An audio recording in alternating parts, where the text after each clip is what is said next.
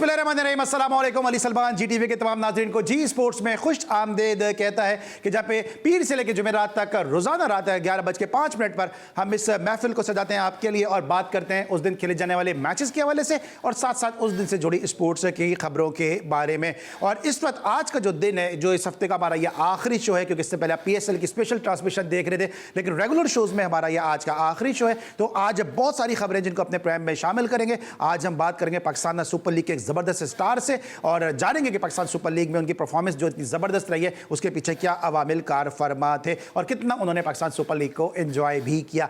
इसके अलावा पाकिस्तान को उर्दून के हाथों जो है क्वालिफायर फुटबॉल मैच में, वर्ल्ड कप का जो क्वालिफायर मैच खेला गया उसमें पाकिस्तान को शिकस्त का सामना करना पड़ा, उसको भी डिस्कस करेंगे। और साथ साथ पाकिस्तान हॉकी के मामला को हम गुज़िश्ता 2-3 शोज से अपने प्रोग्राम में मौजूद सुखद मना रहे हैं। आज शैला रजा साहिबा ने भी आज प्रेस के नुमाइंदों से बात की है, हैदर हुसैन साहब भी वहाँ पे मौजूद थे। लेकिन इसके बावजूद एक इत्तला जो आई है वो ये है जनाब कि जो उनका अपोनेंट ग्रुप है जिसको तारिक मुख्ती साहब जो है वो चेयर कर रहे हैं, वो एक दफ़ा फिर जो है वो सदारत के मनसब पर फाइज हो गए। तो ये जो म्यूजिकल चेयर का गेम क्रिकेट के बाद अब हॉकी में भी चलता नजर आ रहा है, इस पर भी आज हम बात करेंगे। तो आज बड़ा ओवरलोडेड शो है, हमें उम्मीद है कि आपका और हमारा साथ आखिर तक बरकरार रहेगा। लेकिन सबसे पहले प्राइम का फॉर्मेट आज की टॉप स्टोरीज। बड़े ब्रांड के लिए 6 टीमें बहुत कम है। PSL 2025 में कम से कम 8 टीमें मुस्तहक हैं। वक़ार यूनुस। कौमी विमेन क्रिकेट टीम के साबिक कप्तान जवेरिया खान ने इंटरनेशनल क्रिकेट से रिटायरमेंट का ऐलान कर दिया। 300 के ड्राफ्ट में बाबर आजम और मोहम्मद रिजवान फिर जगह ना बना सके। शाहीन आफरीदी और हारिस रऊफ को वेलिश फायर ने मुंतखब कर लिया। बर्मिंघम फॉर्म्स फ्रेंचाइज ने नसीम शाह को £1.25 लाख में खरीद लिया। चेन्नई सुपर किंग को 7 बार ट्रॉफी जितवाने वाले कप्तान महेंद्र सिंह धोनी टीम की कप्तानी से दस्तबरदार हो गए। श्रीलंका के खिलाफ बांग्लादेश को बड़ा धचका। तजुर्बेकार बल्लेबाज मुशफिकुर रहीम टेस्ट सीरीज से बाहर हो गए। फीफा वर्ल्ड कप और एशिया कप क्वालिफायर में उर्दन ने पाकिस्तान को 3-0 से शिकस्त दे दी। Gold medalist athlete Arshad Nadeem Paris Olympics की तैयारी जनूबी अफ्रीका में करेंगे। वज़ीर आज़म के नामजद करदा तारे बुगटी पाकिस्तान हॉकी फेडरेशन के नए सदर मुंतखब हो गए। मामलात हॉकी और खिलाड़ियों के मसाइल के बजाय सदर फेडरेशन के मसाइल पर आ गए। शहला रजा।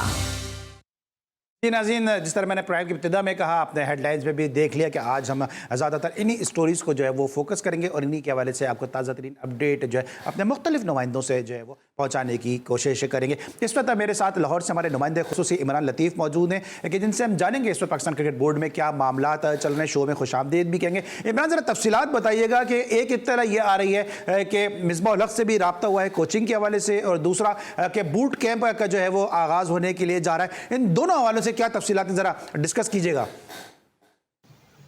बिल्कुल अली सलमान, पाकिस्तान क्रिकेट बोर्ड की जानिब से गैर मुल्की कोच के लाने के हवाले से राब्तों में अब तेजी आई है। जनूबी अफ्रीका के जो साबिक बैट्समैन थे गैरी कर्स्टन, उनसे भी राब्ता किया गया है पाकिस्तान क्रिकेट बोर्ड के हुकाम की जानिब से। ज़राए का कहना है कि इसके साथ साथ PSL फाते के जो इस्लामाबाद यूनाइटेड के कोच है माइक हैसन से पाकिस्तान क्रिकेट बोर्ड हुकाम की जानिब से राब्ते किए जा रहे हैं, उनसे गुफ्तगू शनीद किए जा रहे हैं। इसके साथ साथ अगर बात करें तो शेन वॉटसन के राब्तों की, तो उनसे तकरीबन मामला तब इख्तिताम पजीर हो चुके हैं। उनकी जानिब से भारी मुआवजा तलब किया गया था। इसके साथ साथ जो मुश्किलात पाकिस्तान क्रिकेट बोर्ड को आ रही हैं, जो ज़का अशरफ के दौर में जिस तरह से गैर मुल्की कोचेस को पाकिस्तान क्रिकेट बोर्ड ने फारिग किया, तो अब कोई भी जो गैर मुल्की कोच है पाकिस्तान क्रिकेट बोर्ड के साथ काम करते हुए सोचता है कि उसके साथ जिस तरह से आपने देखा कि ज़का अशरफ के टाइम में किस तरह से जो गैर मुल्की मिकी ऑर्थर और दूसरे कोचेस को फारिग किया गया, तो इस हवाले से तमाम तर जो मुशावरत का सिलसिला जारी है। जो चेयरमैन पाकिस्तान क्रिकेट बोर्ड है ज़का अशरफ, वो ख्वाहिशमंद है कि पाकिस्तान क्रिकेट बोर्ड कोशिश कर रही है कि जो गैर मुल्की कोच है कौमी क्रिकेट टीम के साथ काम करें।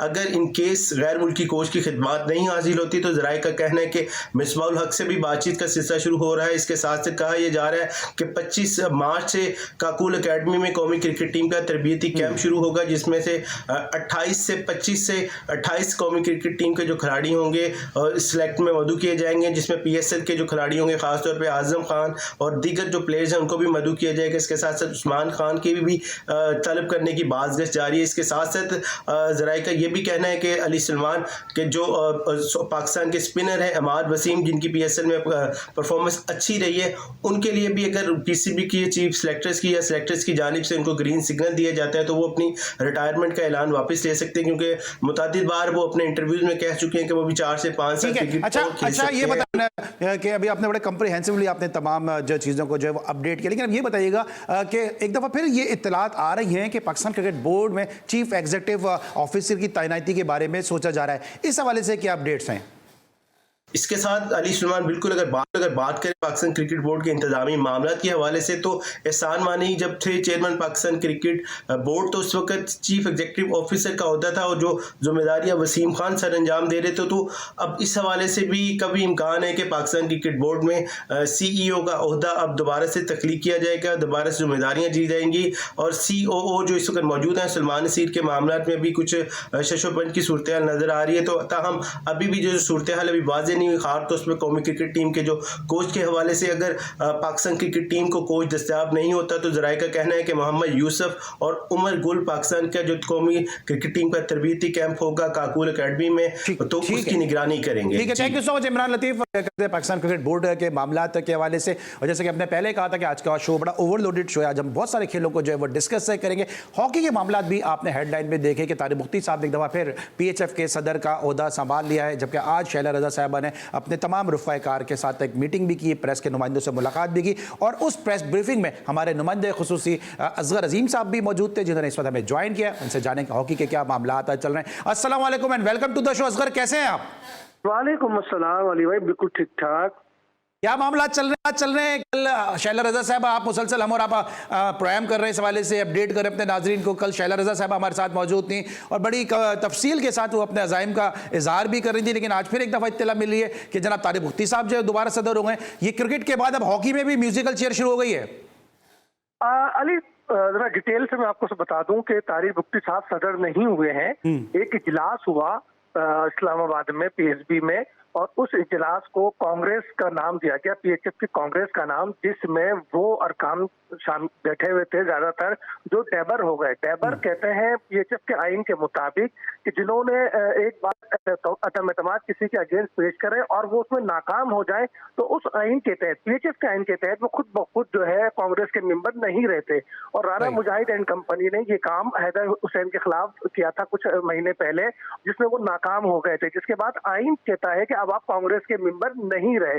तो 6 से 7 लोग तो वो थे जो डैबर शुमार किए जाते हैं। दूसरी बात ये कि पेशावर हाई कोर्ट ने एक ऑर्डर आज दिया है जिसके मुताबिक वाज़े लिखा हुआ है कि आप इजलास कर सकते हैं, अपनी बैठक कर सकते हैं, लेकिन किसी भी किस्म का लेटर या कोई भी हुक्मनामा आप जारी उस वक्त तक नहीं करेंगे जब तक इस केस का, यानी कि तौहीन अदालत केस का हतमी फैसला नहीं हो जाता, क्योंकि अदालत के हुक्म के मुताबिक हैदर हुसैन इस वक्त secretary general Pakistan hockey federation है।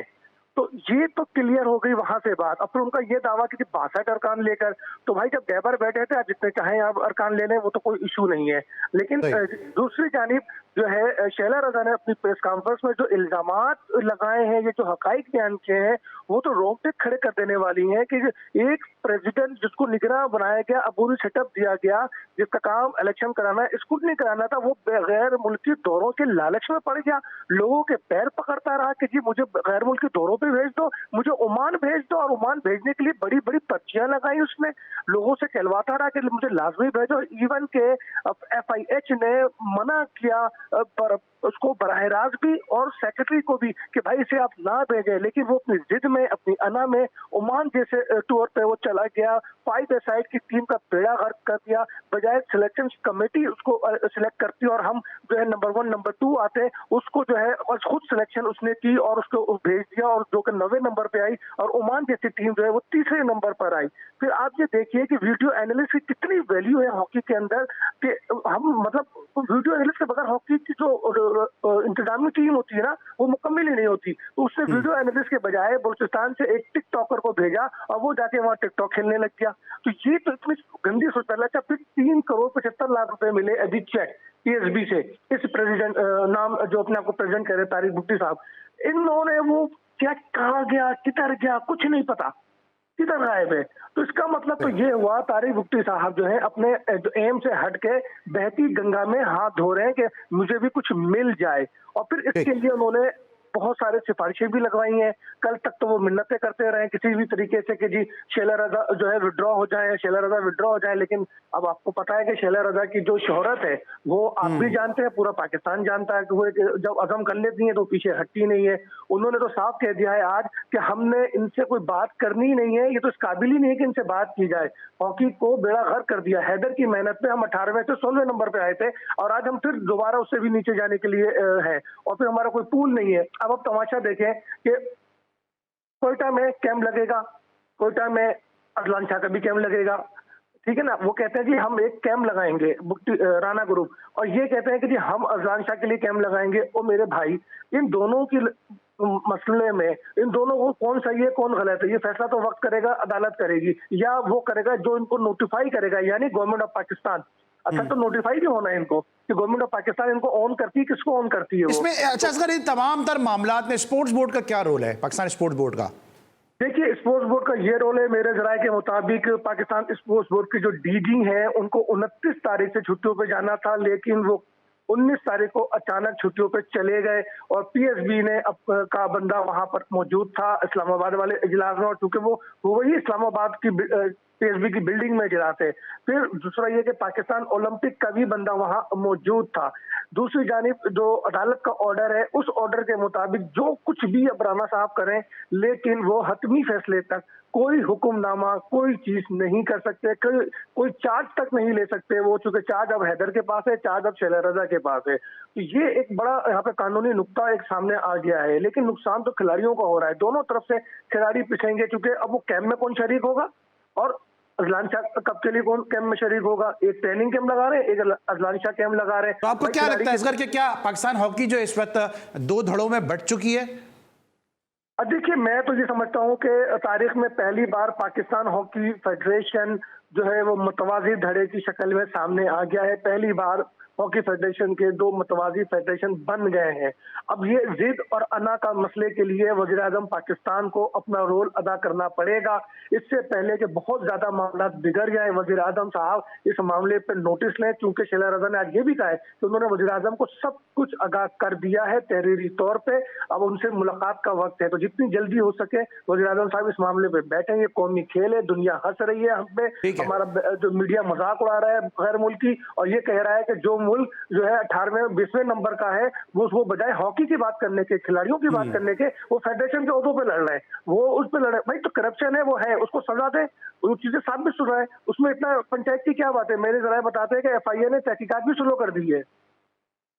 ठीक है असगर, ये तो चले आपने हॉकी के हवाले से बात कर ली, बड़ी तफसील के साथ आपने हमें अपडेट किया, लेकिन अभी पाकिस्तान सुपर लीग में आप और हम दोनों ही मीडिया बॉक्स पे मौजूद थे, और अभी वकार साहब का एक स्टेटमेंट भी आया, उन्होंने कहा कि 6 की वजह 8 टीमें कर दें। तो आपको लगता है कि ये 10 साल का जो कॉन्ट्रैक्ट है, उसके बाद जब ये रिन्यूअल होगा कॉन्ट्रैक्ट, तो टीमों की तादाद बढ़ाई जा सकेगी या बढ़ाई जानी चाहिए? अब देखिए, मेरे हिसाब से अगर मेरे जाती राय पूछेंगे तो बढ़ाने में तो कोई हर्ज नहीं है, उससे कुछ मैचेस में इजाफा भी हो जाएगा और कुछ और खिलाड़ियों को अपॉर्चुनिटीज भी मिल जाएंगी। लेकिन मुझे लगता है कि फ्रेंचाइजर शायद ना माने, ये रजिस्ट करेंगे, और ये तो ये कह रहे हैं कि ये जो उनको 10 साल के लिए दिया गया था, इनको मजीद लॉन्ग टाइम के लिए दे दिया जाए, यही टीम है इनको फ्रेंचाइज, तो ये चाहते हैं, और ये मुतालबा भी इन्होंने रखा है। तो मेरा ख्याल है अगर फ्रेंचाइज की बात मानते हैं और ये जो है इसकी मुखालफत करते हैं, तो फिर वो भी मैं तो उसको साइड सपोर्ट नहीं करूंगा, क्योंकि मेरे हिसाब से अगर टीमें 8 हो जाती हैं तो मजीद हमारे जो पाकिस्तानी प्लेयर्स हैं उनको अपॉर्चुनिटी मिलेगी, और उस अपॉर्चुनिटी का फायदा यकीनन पाकिस्तान क्रिकेट को होगा। ठीक है, और एक और स्टेटमेंट भी आया वकार साहब का, उन्होंने कहा कि जी चैनल अलग कर देना चाहिए, उर्दू कमेंट्री के हवाले से अलग सेटअप कर देना चाहिए। लगता है तीसरे भाई ने भी शायद शुरू कर दिया कमेंट्री। अरे भाई, अब बात यह है कि उर्दू अलग कर दें या इंग्लिश में करें, मेरे भाई अगर उर्दू वाले उर्दू में कमेंट्री कर रहे हैं तो आप उनकी जरा वो तो देख लें मेयार क्या है, ये भी तो एक सवाल है ना। जो रियल कमेंटेटर्स हैं, जो अच्छी कमेंटेटरी कर सकते हैं, मिर्जा इकबाल बेग को ले लूं, या मैं आप खुद कमेंटेटर हैं और दूसरे बहुत सारे कमेंटेटर हैं, इनको तो नजरअंदाज कर दिया जाता है। आप पता नहीं कहां से जो है ना वो कमेंटेटर ला के उनसे कमेंट्री करवा रहे हैं। आप उर्दू अलग करें या आप इंग्लिश को साथ ही रखें, एक साथ ही रखें, लेकिन चीज मेरिट पे लेकर आ जाए, ये सबसे ज्यादा जरूरी है। ठीक है, thank you so much. Asghar Azeem हमारे साथ मौजूद थे, मुख्तलिफ मुद्दों के हवाले से अपने ख्यालात इजहार कर रहे थे। इस वक्त हम लेंगे एक ब्रेक, और जब ब्रेक के बाद वापस आएंगे तो मजीद बात करेंगे कुछ क्रिकेटिंग मैटर के हवाले से, कुछ फुटबॉल को भी डिस्कस करेंगे। सब कुछ होगा एक छोटे से ब्रेक के बाद।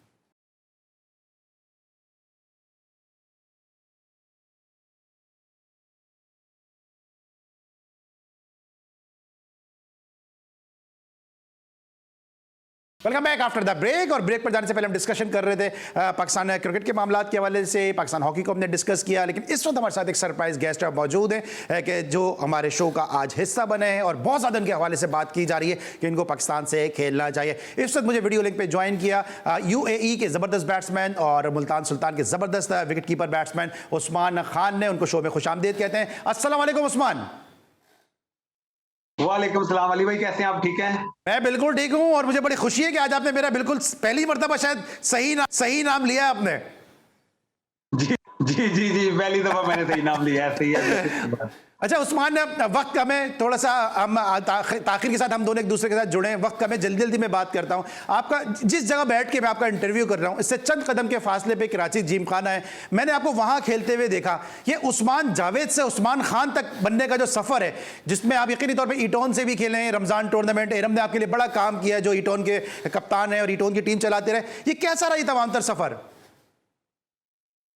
अली भाई आपको आइडिया है, शायद आप रमजान क्रिकेट को बहुत ज्यादा कवर करते थे, तो उस टाइम पे मैं ज्यादा ईटोन से खेलता था, क्योंकि इरम भाई मुझे जितने भी टूर्नामेंट होते थे ना, उसमें मुझे ऑल टाइम विकेट कीपिंग और एज अ ओपनर और एज ए कप्तानी के भी टीम में मुझे करने की मौका देते थे। तो मैं कॉन्फिडेंस में होता था हर टाइम पे। मुझे इरम भाई यही बोलते थे कि तू सारी टीम को अंदर देखता रही, और कोशिश यही करनी है, हमने टीम जितवानी है। और जब भी आपसे मुलाकात होती थी तो आप मुझे यही बात बोलते थे कि यार तू बहुत अच्छा खेलता है, लेकिन एक टाइम ऐसा आएगा कि तुम्हें PSL खेलने का भी मौका मिला था। तो मैं आपको यही बात बोलता था कि अली भाई अभी तक तो मौका नहीं मिला, लेकिन आप मुझे हर टाइम पे बोल देते हो। लेकिन वो आपकी बात अगले साल ही सच्ची होगी कि मुझे PSL खेलने का क्वेटा ग्लैडिएटर से मौका मिला, लेकिन आपकी नजरें मेरे पे थी शायद। उस्मान, बड़ी खुशी होती है जब मैं आपको देखता हूँ कि जो मैं आपकी मेहनत है मैंने देखी है, आपके भाई नदीम जावेद की मेहनत मैंने देखी है जो आप पे करते थे। ये बताएं कि अब क्योंकि वक्त का मैं जल्दी जल्दी में सवाल करूंगा कि फिर ऐसा क्या हुआ कि उस्मान खान क्रिकेट अच्छी खेल रहे थे, रमजान क्रिकेट में हॉट केक थे, फिर अचानक UAE जाने का फैसला क्यों किया? क्योंकि कुछ लोग ये कह रहे हैं कि रोजगार के सिलसिले में आप गए, लेकिन आपकी फैमिली तो माशाल्लाह वेल एस्टेब्लिश है। किस वजह से आप UAE गए थे? अली भाई जब PSL में खेला या उससे पहले मैं जितनी भी रमजान क्रिकेट या डिस्ट्रिक्ट खेलता था, तो आपको पता है रमजान क्रिकेट खेलने से मुझे पाकिस्तान क्रिकेट बोर्ड के सर्किट में आने का मौका नहीं मिलता था।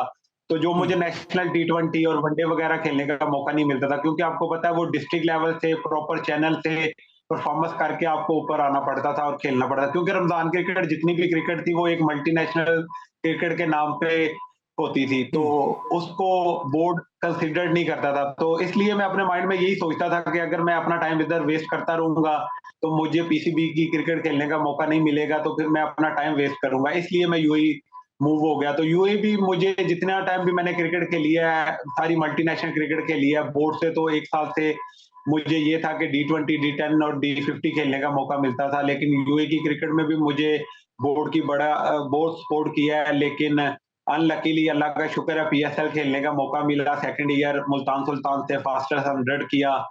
तो मुझे ऐसा लगता था कि शायद मैं पाकिस्तान की क्रिकेट में इन हो सकता हूँ और मैं पाकिस्तान की क्रिकेट खेल सकता हूँ। तो ऑब्वियसली इस सीजन मुझे मुल्तान सुल्तान से ओवरसीज खेलने का मौका मिला, क्योंकि मेरी हर टाइम कोशिश यही होती थी कि मेरा अपना मुल्क है और मैं अपने मुल्क में जाके लाजमी क्रिकेट खेलूं। ठीक है। अच्छा ये बताएं कि कभी ऐसा हुआ कि ज़बरदस्त player wicket keeper batsman Usman Javed, और अब बल्कि उस्मान खान, मुझे तो उस्मान जावेद ही जहन में रहता है क्योंकि मैं आपको उस्मान जावेद से ही जानता हूं, तो कभी ट्रायल पे गए हो, कभी किसी ऐसे रवैये का सामना करना पड़ा हो, दिल बहुत टूटा उस्मान का? किससे पहले आपके भाई भी पाकिस्तान अंडर-19 खेले, उनके साथ भी जो है वो बॉलिंग एक्शन के, उनके जो अच्छी क्रिकेट नहीं खेल सके लेकिन प्लेयर वो बड़े ज़बरदस्त थे, बैट्समैन बड़े ज़बरदस्त थे, तो कभी दिल टूटा उस्मान को, कभी ट्रायल से भगा दिया हो, कभी ऐसा रवैया हो जिसके से उस्मान का दिल खराब हुआ हो? नहीं अली भाई, ऑब्वियसली आपको पता है जितनी भी कराची की टीम बनती थी ज्यादातर जफर भाई ट्रायल लेते थे, बासत भाई ट्रायल लेते थे। तो वो लोग मुझे जानते नहीं थे, जफर भाई मुझे जानते थे। वो यही बात बोलते थे कि उस्मान तूने परफॉर्म किया हुआ, हम तुम्हें जानते हैं, लेकिन हम तेरे लिए कोशिश करेंगे तेरा नाम आ जाए। लेकिन सिंध की टीम इतनी बड़ी होती थी कि मेरा चांस नहीं बनता था, और मुझे ऐसे लगता था कि शायद 5-6 साल यही क्रिकेट यही लड़के खेलेंगे, तो मुझे लगता है मेरी इस टीम में जगह नहीं बननी थी, इसलिए मैं अपना टाइम नहीं ज़ाया करता था। मेरी कोशिश यही होती थी ठीक। कि अगर मुझे खेलने का मौका मिले तो मैं कंसिस्टेंट परफॉर्म करूं और खेलूं और अपनी जगह बनाऊं। लेकिन वो 1 मैच 2 मैच मुझे खेलने के मौका मिलता था। फिर गुलाम भाई ऐसे मेरी लाइफ में एक सेकंड 11 में आए जिन्होंने मुझे खेलने का मौका दिया। वो भी मुझे उन्होंने डिस्ट्रिक्ट में देखा, मैंने टॉप किया, 783 रन किए। तो फिर मैं सेकंड 11 में जगह बनाया। पाकिस्तान अंडर 19 के अगेंस्ट एक मैच प्रैक्टिस हुआ, उसमें मैंने 136 किया। तो उसके बाद मुझे फिर भी सेकंड 11 से 5 मैच खेलने का मौका नहीं मिला, लेकिन गुलाम भाई ने मुझे खेलते हुए देखा हुआ था। उन्होंने मुझे लास्ट 5 मैचेस खिलाए, मैंने 200 किए, लेकिन फर्स्ट 11 में मेरी जगह नहीं बन सकती। उस सीजन हम तीनों फॉर्मेट के चैंपियन बने। ठीक। गुलाम भाई ने मुझे बहुत ज़्यादा सपोर्ट किया, जिसकी वजह से शायद मैं थोड़ा-सा लोगों की नज़रों में बोर्ड की क्रिकेट में थोड़ा-सा रन्स करके ऊपर आया, लेकिन फिर भी मुझे ठीक है। सेकंड 11 में खेलने का मौका नहीं मिला था ठीक है, फर्स्ट थोड़ा 11 में। क्योंकि वक्त का भी थोड़ा फास्ट फॉरवर्ड करते हैं आपकी इस स्टोरी को। यूएई फिर किस तरह से गए, कौन आपको वहां पे लेके गया और वहां पे फिर आपने कितनी क्रिकेट खेली? अली भाई यूएई में मैं इसलिए गया था कि क्योंकि आपको पता है कि कोरोना वायरस आ गया था, जिसकी वजह से रमजान क्रिकेट भी काफी 1 साल 2 साल नहीं हुई। तो रमजान क्रिकेट मेरे लिए ऐसी क्रिकेट थी जो मेरी फैमिली को बहुत ज्यादा सपोर्ट करती थी, क्योंकि जब मैं डिपार्टमेंट से खेलता था तो 25-30 हजार से ज्यादा सैलरी नहीं थी और कराची में मैं रेंट पे रहता था। तो उसकी वजह से मुझे यूएई जाना पड़ा, क्योंकि फैमिली को सपोर्ट और लुक आफ्टर करना मेरे लिए बहुत जरूरी था, क्योंकि मैं अपनी फैमिली को अगर कुछ खिलाऊँगा नहीं या कुछ अपने बच्चों के लिए नहीं सोचूँगा, तो टाइम आजकल इतनी फास्ट जा रहा है, इसलिए मैं यूएई मूव हो गया। ठीक है, तो फिर अब ये बताइए कि अब आप कोयटा ग्लैडिएटर में भी खेले, उसके बाद मुल्तान सुल्तान में खेले, काफ़ी आपकी बैटिंग में सुधार भी आया है, काफ़ी निखार भी आपकी बैटिंग में आया। फास्टेस्ट सेंचुरी पीएसएल की आपने की, इस सीजन में 2 सेंचुरियां की हैं। तो क्या सोच लेकर आए थे और कितना काम कर आए थे अपनी बैटिंग पे और साथ साथ विकेट कीपिंग के हवाले से भी? काफ़ी ज़्यादा अली भाई इस सीज़न और पिछले सीज़न में काफ़ी ज़्यादा बड़े प्लेयरों में और बड़ी लीग खेला हूँ, जिसकी वजह से मेरा कॉन्फिडेंस बहुत ऊपर था। तो इस सीज़न मेरी कोशिश यही थी, क्योंकि पाकिस्तान आपको पता है अपना कंट्री है, इधर खेलने से जितने भी मेरी फैन फॉलोइंग है सारी पाकिस्तान में है, सब लोग मुझे पाकिस्तान में जानते हैं। और मेरी कोशिश यही थी कि अगर मुझे मुल्तान सुल्तान से मैंने फास्टेस्ट 100 भी किया था, वो भी मेरे नाम था। तो मुझे अल्लाह का शुक्र है, इतना अपने पे बिलीव था कि इस सीज़न अगर मुझे खेलने का मौका मिलेगा तो पूरा मैं अपनी टीम के लिए और अपनी परफॉर्मेंस से अपने फैन को इतना खुश करूं। वो ही बात है कि अल्लाह पाक ने 2 सेंचुरीज करवाई, 250 कराई, लेकिन फाइनल वाली इनिंग्स मेरे लिए बहुत इंपॉर्टेंट थी, क्योंकि आपको पता है लास्ट ईयर भी हम चैंपियन नहीं हुए, 1 रन से हार गए। इस सीजन मुझे ये था कि शायद मैं अपनी बैटिंग से, रजवान भाई यही बोलते थे कि यार हमने इस साल चैंपियन बनना है और इंशाल्लाह जो अल्लाह पाक ने नसीब में लिखा हुआ है वो करना है। तो मेरी कोशिश यही थी कि अल्लाह का शुक्र है अच्छा परफॉर्म करूं, अल्लाह ने अच्छा परफॉर्म करवाया और जितने भी मेरे फैन हैं उन्होंने मुझे बहुत सपोर्ट किया है। बिल्कुल सपोर्ट किया और साथ साथ मैं आपको एक बाउंसर तो नहीं करा रहा हूं, आप उसका जवाब अपने हिसाब से दीजिएगा, लेकिन सवाल यहां पे ये बनता है कि जब आप क्रिकेट खेल रहे थे, अच्छी क्रिकेट खेल रहे थे, वो लोग जो आपको ना खिलाने के जिम्मेदार थे, उसमें से 2 ऐसे लोग हैं जो आपको बहुत अब सपोर्ट कर रहे हैं कि जी इनको पाकिस्तान से खेलना चाहिए। एक आपके जो बैटिंग कंसल्टेंट है मोहम्मद वसीम, उस जमाने में वो सिलेक्टर थे, उस वक्त उन्होंने कहीं भी कंसिडर नहीं किया गया आपको। दूसरे वकार यूनुस उस वक्त भी टीम के साथ थे और वकार यूनुस जो है कोच थे एक जमाने में। वकार का भी आपने आपके साथ एक इंटरव्यू, उसमें वकार कह रहे हैं कि जी क्रिकेट बोर्ड को बात करनी चाहिए, उस्मान को पाकिस्तान से खिलाना चाहिए। वसीम ने खुद आपकी बैटिंग देखी है, तो आपने अपनी बैटिंग से जो है अपने जो नाक़िदीन है या जिन्होंने आपको सिलेक्ट नहीं किया था, उन सबको ही आपने बड़ा जो है मुतासर किया है। अली भाई शायद वकार भाई मेरे से पहले है, क्योंकि जिस टाइम वो कोच थे उस टाइम पे मैं एक भी डिस्ट्रिक्ट का मैच खेलता था, 2 खेलता था, मुझे प्रॉपर खेलने का मौका नहीं मिलता था, वो मुझे जानते नहीं थे।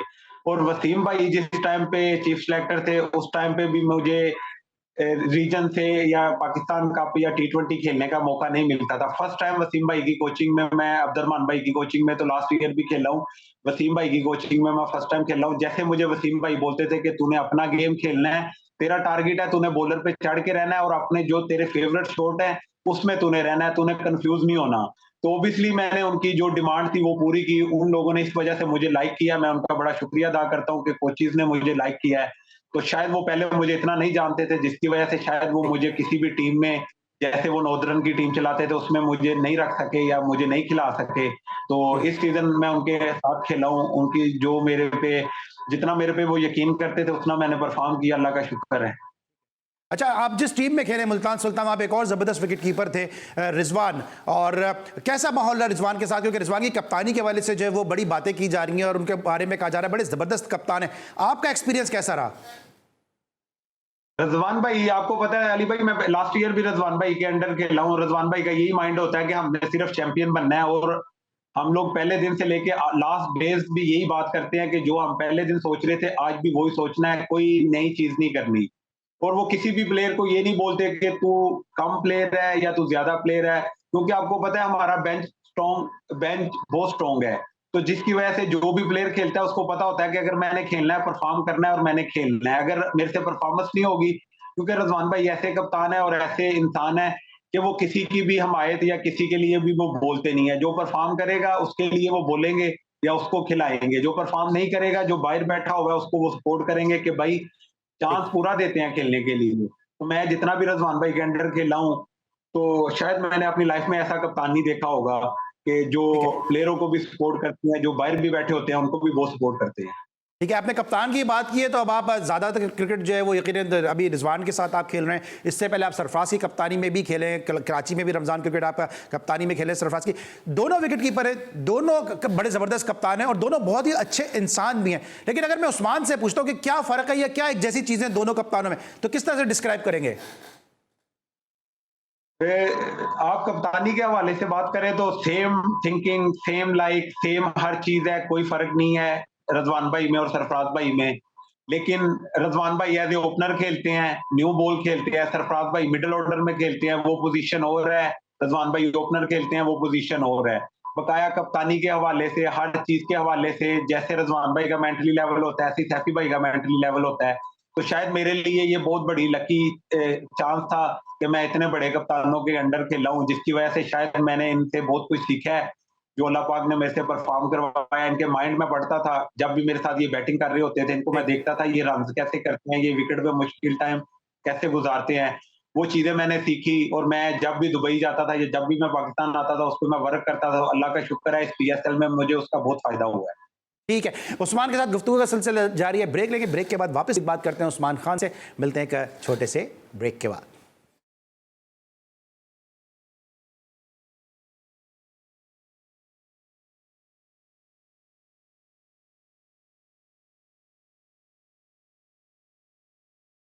Welcome back after the break. और ब्रेक पर जाने से पहले उस्मान खान हमारे साथ मौजूद थे। उस्मान, ये बताइएगा कि अब आपका नाम जो है वो बूट कैंप में भी आ रहा है कि उस्मान का नाम शामिल किया जा रहा है। PSL की जो टीम बनी है उसमें भी आपका नाम शामिल किया। अभी आप बासित अली का जिक्र कर रहे थे, उन्होंने भी अपनी जो टीम बनाई है PSL की, उसमें भी आपका नाम है। तो और ख़बरें भी आ रही हैं कि उस्मान खान को पाकिस्तान के लिए कंसीडर करना चाहिए, जो आपकी परफॉर्मेंस है।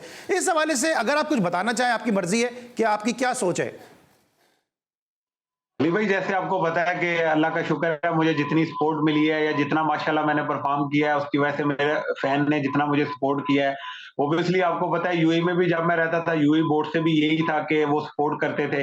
लेकिन अगर मैंने पाकिस्तान में आगे परफॉर्म किया, उधर भी मेरे 14-16 मंथ रहते हैं अभी टाइम कंप्लीट होने में। आपको पता है एक साल में 300 डेज रहना बहुत जरूरी होता है। तो ओब्वियसली पाकिस्तान से खेलने का, आपको पता है अपना वतन है, देश है, अगर खेलने का मौका मिलेगा तो इससे बहुत खुशी की बात होगी। क्योंकि जितने भी मेरे उस्ताद हैं, मेरे बड़े भाई हैं या मेरे बुजुर्ग हैं, उनसे मैंने यही बातचीत की है कि उन्होंने बोला कि बेटा अगर पाकिस्तान से खेलने का मौका मिलता है तो इससे अच्छी और क्या बात हो सकती है।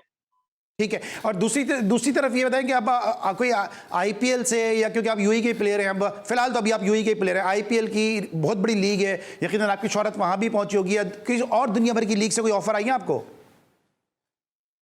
नहीं अली भाई, अभी तक तो कोई ऑफर नहीं आई, क्योंकि जैसे आपको पता है कि IPL में तो जब तक आपका पाकिस्तानी पासपोर्ट है, हमारे बहुत बड़े लेजेंड प्लेयर हैं, जैसे बाबर भाई हैं, रजवान भाई हैं, शाहीन भाई हैं, हारिस हैं, या जितने भी हमारे फखर भाई लोग हैं, इंटरनेशनल प्लेयर हैं, वो भी IPL अभी नहीं खेल सकते, क्योंकि मेरा भी पासपोर्ट पाकिस्तान का है। तो इस वजह से IPL तो हम नहीं खेल सकते जब तक उनके साथ ताल्लुकात हमारे बोर्ड के या हमारे हुकूमत के नहीं सही होते। तो ये चीजें तो अभी तक कुछ नहीं आई, ऑफर वगैरह तो नहीं आई। लेकिन यही है, अल्लाह का शुक्र है, अभी फोकस यही है कि जो क्रिकेट भी मैं खेलूं वो उसमें मैं परफॉर्म करूं और अपना इससे भी ज्यादा नाम बना सकूं। ठीक है, अच्छा उस्मान, आपको लगता है कंपटीशन बहुत है पाकिस्तान में विकेट कीपर बैट्समैन के वाले से? अभी रिजवान अभी खेल नहीं रहे हैं, फिर अभी सरफराज भी अभी डिस्कार्ड नहीं हुए हैं, फिर अभी आजम खान भी हैं, इसके साथ साथ और भी विकेट कीपर बैट्समैन है कि जो बड़ा अच्छा परफॉर्म भी कर रहे हैं टॉप ऑर्डर में भी आके। तो उस्मान ने अपने लिए क्या सोच रखी है? अली भाई, आपको पता है कि पाकिस्तान की क्रिकेट बहुत टफ है, क्योंकि आपको पता है 26-27 करोड़ अवाम है जो क्रिकेट टोटल अवाम है, इसमें से कोई 4-5-6 करोड़ तो क्रिकेट खेलती होगी। लेकिन ये है कि अगर आप अपनी मेहनत करते हो, आप अपने ग्राउंड को टाइम देते हो, आप अपने दिल से हार्ड वर्क करते हो, इज्जत देने वाली अल्लाह की ज़ात है। मैं इस चीज़ पे बिलीव नहीं करता कि शायद जितने भी विकेट कीपर हैं या जो भी खेल रहा है, आपका खेलने का चांस नहीं बनेगा। आपका काम है कि आपको मिले, आप उसको अवेल करो और परफॉर्म करो और अपनी जगह बनाओ। क्योंकि मैं इस हिसाब से खेलता हूँ कि मुझे नेक्स्ट किसी चीज़ का नहीं होता। मुझे ये होता है कि ये टूर्नामेंट है, ये मैच है, ये मेरे लिए लास्ट है और पहला मैच है। मैं इस हिसाब से अपनी लाइफ में जितनी भी क्रिकेट खेला हूँ, इस फोकस से मैं खेला हूँ। ठीक है। और उस्मान, जाते जाते अब आप माशाल्लाह स्टार हैं और अब आपको पूरा पाकिस्तान चाहता भी है और जानता भी है, कोई मैसेज देना चाहे अपने फैन को? मैं अपने फैंस को यही अली भाई बात करूंगा और अपने फैन को यही मैसेज दूंगा कि सब अपनी मेहनत करें, 9 से लेके 5 तक ग्राउंड को टाइम दें। जैसे सब लोग अपनी जॉब पे 9 से 5 बजे तक जाते हैं, तो एक ना एक दिन ऐसा आता है कि अल्लाह पाक की ज़ात आपको सपोर्ट भी करती है, अल्लाह ताला की ज़ात आपको मदद भी करती है और आप ये जितने भी दुनिया में लोग हैं, ये आपके लिए वसीला भी बनते हैं। मेरी कोशिश यही है और मैं यही अपने फैन को सबको मैसेज दूंगा।